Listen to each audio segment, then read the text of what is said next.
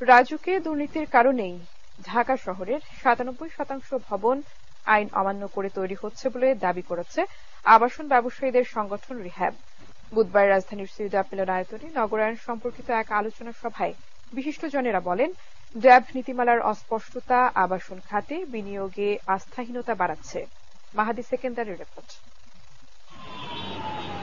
প্রায় ২ কোটি মানুষের নগরী ঢাকা, কিন্তু সেই তুলনায় নেই মানসম্মত আবাসন ব্যবস্থা।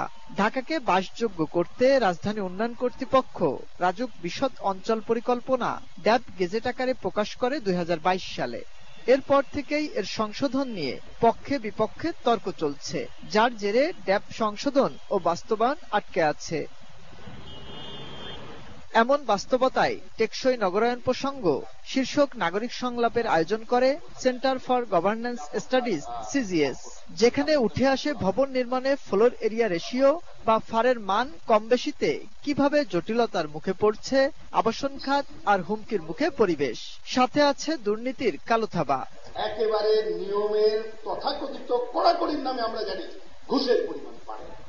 এইখানে সমন্বিত আইন হবে না কেন? আবাসন ব্যবসায়ীরা জানান, এলাকাভেদে ফারের মান আলাদা হয় ফ্ল্যাটের সংখ্যা কমে সংকট তৈরি হচ্ছে। ঢাকা শহরের যত বিল্ডিং রয়েছে 97% বিল্ডিং ডিভিশন আছে। এই ডিভিশনগুলো কারা করতে উৎসাহিত করছে? যখন আপনি আমাকে প্ল্যান দেবেন না, আমি আপনাদের পারমিশন ছাড়াই 7 তলা 8 তলা বা 10 তলা ভবন করে ফেলব। এনবিআর এর সাবেক চেয়ারম্যান মোহাম্মদ আব্দুল মজিদ বলেন, আবাসন মানুষের মৌলিক অধিকার, তাই এ ব্যবসার উন্নয়নে সরকারকে মনোযোগ দিতে হবে। যেটা করতে হবে সেটা কনসিস্টেন্সি থাকতে হবে, কন্টিনিউটি থাকতে হবে, বারবার চেঞ্জ করা যাবে না। গ্যাপ তো এগুলো শুধু বলছি, কিন্তু আলটিমেটলি কথা থাকছে ওই মন্ত্রী শুক্লার গানের মতো, আমার বলার কিছু ছিল না। উনি চেঞ্জ করেই যাচ্ছেন, আমার বলার কিছু নাই, আর আমার বারবার আমার ইনভেস্টমেন্ট নষ্ট হয়ে যাচ্ছে। ড্যাপের আইন বারবার পরিবর্তন করায় নগরী বসবাসযোগ্যতা হারাচ্ছে বলে মনে করেন বিশিষ্টজনেরা।